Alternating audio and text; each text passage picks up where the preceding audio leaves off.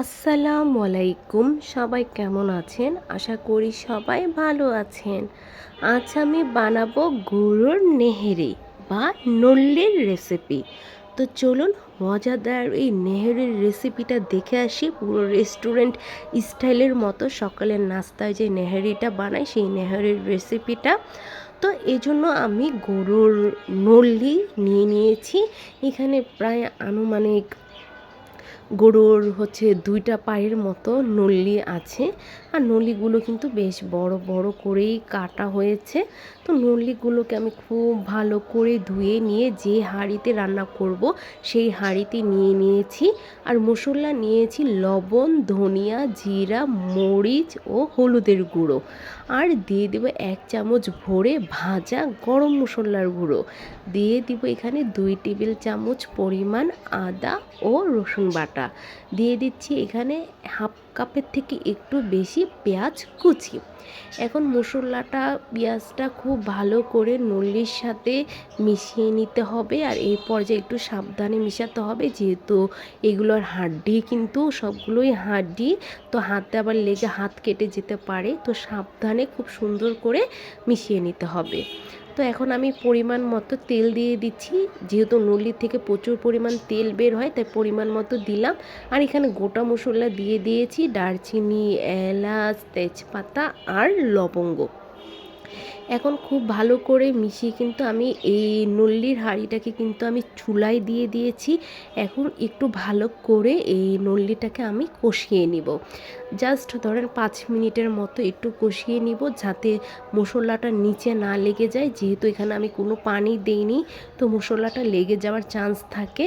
তো খুব ভালো করে আস্তে আস্তে নাড়াচাড়া দিয়ে দিয়ে কিন্তু আপনার নল্লিটাকে খুব সুন্দর করে একটু কষিয়ে নিতে হবে। জাস্ট দেখতেই পাচ্ছেন মশলাটা একটু তেল তেল ভাব আসার পরে আমি এখানে পরিমাণ মতো পানি দিয়ে দিচ্ছি। আর নল্লিটা কিন্তু অনেক সময় নিয়ে রান্না করতে হয়, তার জন্য কিন্তু পানির পরিমাণটা খুব বেশি দিতে হয়।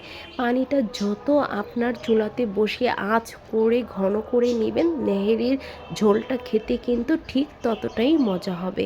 এখানে আমি প্রায় 3 লিটার পানি দিয়ে দিলাম। আর 3 লিটার পানিটা জাস্ট আমি নর্মাল খাওয়ার পানি এখানে দিয়ে দিয়েছি, গরম পানি দেইনি।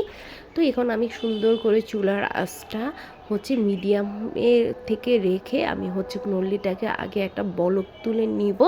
এরপরে চুলার আঁচটা মিডিয়াম থেকে একটু কমিয়ে দিয়ে ঢাকনা লাগিয়ে আমি ঘড়ি ধরে পুরো 4 ঘন্টার জন্য নেহেরিটা, আজকের রাতে যেহেতু আমি রান্না করতেছি 4 ঘন্টা জ্বালাবো আজকে। এই নেহেরিটা কিন্তু জ্বালিয়ে জ্বালিয়ে রান্না করলে খেতে বেশি মজা। অনেকজনে প্রেশার কুকারে দিয়ে দেয় খুব জলদি করার জন্য, কিন্তু আমার কাছে মনে হয় ওটা বেশি টেস্ট লাগে না।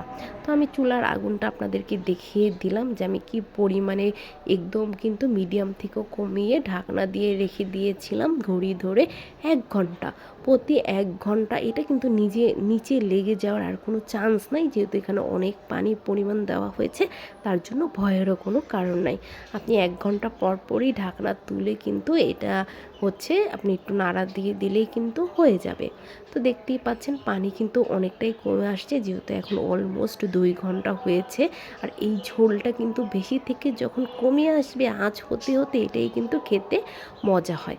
তো মাংসগুলো আমি দেখলাম যে মাংসগুলো কিন্তু সিদ্ধ হয়ে গেছে, কিন্তু হাড্ডিগুলোর থেকে তো একদম ক্যালসিয়াম বা রস যেটা আছে সেটা তো পুরোপুরি পানির সাথে বের করতে হবে।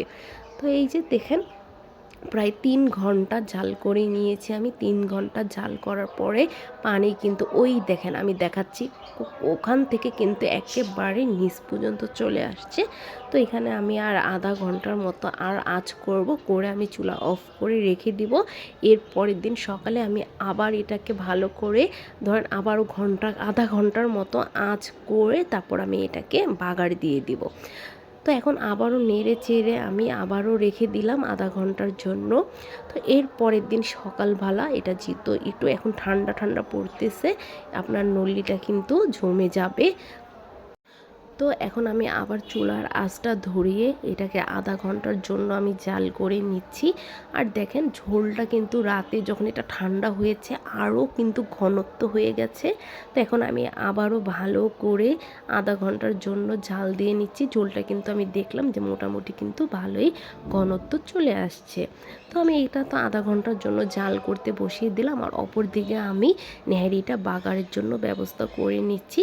এখানে আমি আবারও দুটো পেঁয়াজ কেটে নিচ্ছি, শুধু পেঁয়াজ আর হচ্ছে কাঁচা আপনার শুকনো মরিচ। এখানে কিন্তু কোনো রকম রসুন দিব না, তাহলে রসুনের একটা গন্ধ আসবে।